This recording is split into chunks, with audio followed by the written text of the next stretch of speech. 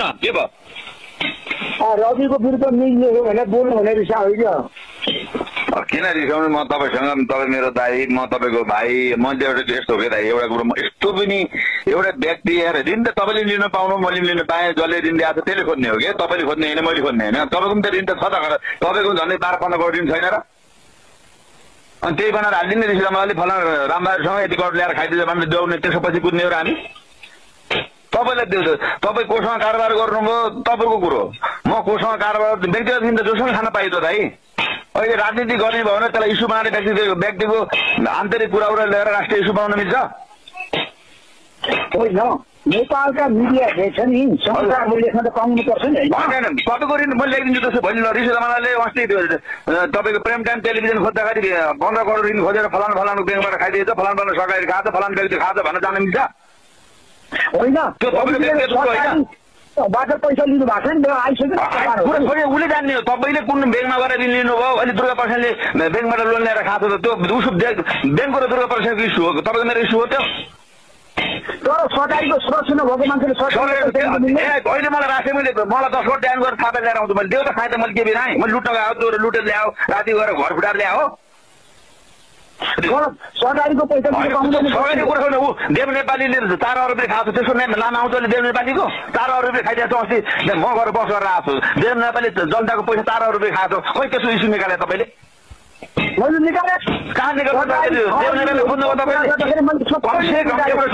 ऋषिरामले अस्ति टेलिभिजन खोज्दाखेरि तपाईँको 10 करोड ब्याङ्कबाट लोन ल्याएर सरकारी ऋण ल्याएर अब सम्बन्ध ऋषिरामले ब्याङ्क तपाईँको कारोबार हो नि त मेरो कारोबार हो मैले गएर खोजिदिनु पर्यो तपाईँको होइन रविजीको र अरूको केसमा फरक रवि हो ठिकै भन्नु त रवि र अरू केसमा फरक रवि गृहमन्त्री हो अमेरिका बसेर आएको 1 वर्षमा उप तथा गृहमन्त्री पड्का भनेर सबैलाई रिस त्यही भयो त त्यो कसको के आएको तपाईँको रविको बिचमा केही लेनदेन छ मित्र गौरको रिस मलाई बिचमा केही लेनदेन छ होइन तपाईँ आज म माथि किन खनिनु भएको तपाईँलाई मैले रवि चितवनमा बस्दाखेरि दाइ आइदिएर तपाईँ मिडियाको मान्छे हो ऊ पनि मिडियाको मान्छे हो ठिक छ गलत गरेपछि उसले सधैँ उसलाई भोलि न्यायले अदालतले उसलाई दोषी ऊ गराएर त्यसलाई ऊ गर्ला भनेर मैले तपाईँलाई बोलाएर तपाईँ त्यहाँ त्यति दिन गएर बस्नु कुरा त गर्नु गरे होइन अनि अहिले तपाईँ आएर तपाईँको सानो सानो कुरालाई ल्याएर ठुलो बनाएर तपाईँको भइ नभएको मिडियामा छापेको छ तपाईँ बुरुक तपाईँको त झाँक्री उफ्रिँदै उफ्रिनु भएको छ तपाईँको त्यस्तो पनि भएन तपाईँ मर्न पर्दैन म मर्न पर्दैन मैले सरकारी ऋण ल्याएर खाएँ त मेरो व्यक्तिगत कुरो मैले चोरेर ल्याएँ नि उसले जानेको छ लुटेर ल्याएँ नि उसले सरकारले जानेको छ कमसेकम सरकारीमा गएर ब्याङ्कमा गएर पैसा निकाल्नु त एउटा संसार गिरिएको अध्यक्षलाई गिरफ्तार गर्नु ठिक छ के अरे क्रान्तिपुर मिडिया ग्रुपका अध्यक्ष कैलाशलाई किन गिरफ्तार गरे सूर्यलाई 24 घण्टा राख्नु तपाईँलाई पनि मिल्छ मलाई पनि मलाई राख्ने नहुने कहाँ लेखेको छ मलाई भन्नु कुन संविधानको कुन दफामा कति नम्बरमा लेखेको छ मलाई बताउनु त त्यसो भए मिडियाको जुनसुकै व्यक्तिलाई पनि समाउन मिल्दै मिल्दैन भन्ने कुरा कहाँ कुन कानुनमा लेखेको छ मलाई भन्नु ल कोही लेखेको छ समाउन तपाईँलाई मिल्छ 24 घण्टा मलाई पनि थुन्न मिल्छ 24 घण्टा मलाई शङ्का लाग्यो भने पुलिसले अहिले मलाई समाएर लान सक्छ तपाईँलाई शङ्का लाग्ने पक्रेर लान सक्छ पुलिसले पाउँदैन पाउने भन्ने छ कहाँ लेखेको छ ल भन्नु मलाई अनि जे बाटै लेख्छ नि किन प्रतिशत साधेको त यस्ता त देशै बेचेर खाइसक्यो तपाईँलाई थाहा छैन अहिलेसम्म तपाईँले त्यसको खण्डन गर्नु भएको छ देशै बेचेर खाने मान्छे खण्डन गर्नु भएको छ गगन दाईले के भन्नुभएको छ गगन दाईले विश्व प्रकाश दाईले पनि बोल्नु भएको छ तपाईँको खायो काङ्ग्रेसले तपाईँको उहाँ गोराकाली टायर खायो रे कहाँको सिमेन्ट फेरि खायो रे बोलेको छ किन त्यहाँ गएर तपाईँले क्यामेरा क्यामेरा देखाउनुहुन्न तपाईँ त कहाँको मान्छे हो किन बोल्नुहुन्न मलाई छैन आस्था हो एउटा पार्टीमा आस्था होला म पनि एउटा पार्टीमा आस्था छु तर एउटा कुरा सत्य न्युज छाप्नु पर्यो क्या दाइ सत्य छाप्नु पर्यो खालि एउटा व्यक्तिलाई ठोकेको छ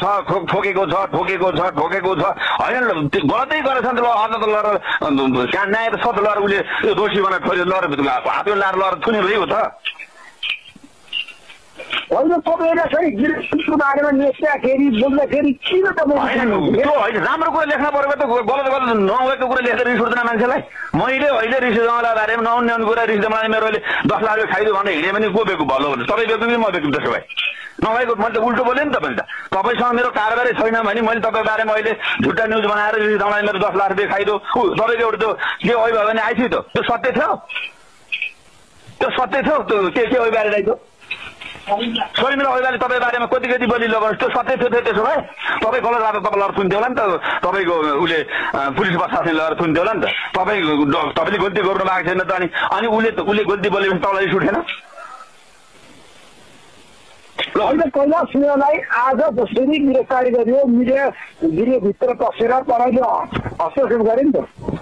होइन परेर हस्तक्षेप पाइन्छ रविलाई पनि त परेले तपाईँको न्युज 24बाट हस्तक्षेप गरेर लग्यो तपाईँ किन बोल्नु त्यसो मिडिया किन रोड गरी आएन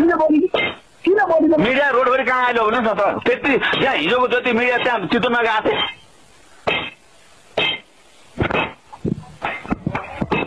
हिजोको जति मिडिया त्यहाँ चितवनमा गएको थिए त्यहाँ हेर्नु भएको छ तपाईँको पुरा अमेरिकाको राष्ट्रपति चाहिँ मेरी आमा हेर्नुहोस् त्यो खाना मिल्ने भए त्यहाँ लुच्न मिल्ने भए सबै लुच्छ त्यहाँ त्यो देख्नु त्यही हो तरिका कमसेकम पत्रकारिता पनि इमान्दारको पत्रकारिता गर्न पर्यो के दुधलाई दुध भन्न सक्नु पर्यो पानीलाई पानी भन्न सक्नु पर्यो क्या दाजु मेरो सिद्धान्त त्यो हेर्नुहोस् गलत बनाएर तपाईँको तपाईँ हाँस्नुहुन्छ यसो यसो गरेर मरिएर हाँस्नुहुन्छ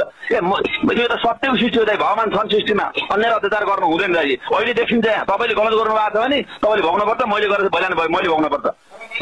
भरे छोरा नातिले भोग्दैन यो कुरा बुझ्नुहोस् एउटा कुरा बुझ्नुहोस् ऋषि धमला मेरो क्षमता एकदम कानुन सम्मत प्रमाण लिएर बोल्नु पर्यो के कुरो बुझ्दैन कानुन सम्मत प्रमाण ल्याएर बोल्नु पर्यो मलाई रिस उठ्नु पर्न जे पाते बोल्न पाइन्छ अनुशासन छैन नियम छैन कानुन छैन मान्छेमा अनुशासन हुँदैन जे पाते बोल्न पाइन्छ लोकतन्त्र आयो मैले जे बोल्ने हुन्छ भन्न पाइन्छ मानवता हुनु पर्दैन मान्छेमा भन त्यो ठाउँमा तपाईँलाई भयो के गरेर भन्नुहोस् तपाईँलाई कसैले झुटा आरोप लगायो भने तपाईँ के गर्नु मान्छेमा विवेक हुँदैन ऋषि धमलासँग विवेक छैन ऋषि धमला कसैलाई त्यहाँ तपाईँको बिहा राति 3 बजी उठेर हिँडेको छ त्यसो भए यही देशमा के सुशासन कायम होस् हो जनताले न्याय पाउन् भ्रष्टाचार नहोस् देश बनोस् भन्ने कुरो त ऋषि धमलाले बुझेर नै तपाईँको बिहान गरेर त फेउरो गराए तपाईँको बिहान गरेर डेउमा एफएममा कराउनुहुन्छ त तपाईँ तपाईँ मेरो विकेट नलाग्नुहोस् होइन मेरो विकेट नलाग्नुहोस् भन्ने कुरा तपाईँले राम्रो कुरा गर्नुहोस् राम्रो त्यो लाउनु सत्यको जित हुन्छ दाइ असत्यको जित जीवन आउँदैन एकछिन तपाईँले झुट्टा बनाउनुला मैले झुट्टा बनाउला तर जित सत्यको हुन्छ कुरो बुझ्नु मैले कान्तिपुरको विरुद्ध बोल्नु पर्यो होइन कान्तिपुरको बोल्न मिल्छ तपाईँ किन कान्तिपुरले गलत बोल्न मिल्दैन त्यसो भए त्यो पुलिसले केही नबुझिकन अदालतले केही नबुझिकन हावाभरमा ऋषिले भरमा अदालतले पक्रो पुर्जी बनाएर पठायो त त्यो गलत थियो अदालतले पुलिसले अदालतमा डकुमेन्ट पेश गरेर अदालतले यो दोषी यसमा कमी कमजोरी छ सबैहरू मैले कान्तिपुरको पक्षमा किनभने कैलाश सिंहलाई गलत भयो त्यसरी गिरफ्तार गर्न मिल्दैन कहिले भने गिरफ्तार मिल्दैन कहाँ लेखाएको छ मलाई भन्नुहोस् त्यसो भए कैलाश सिंहलाई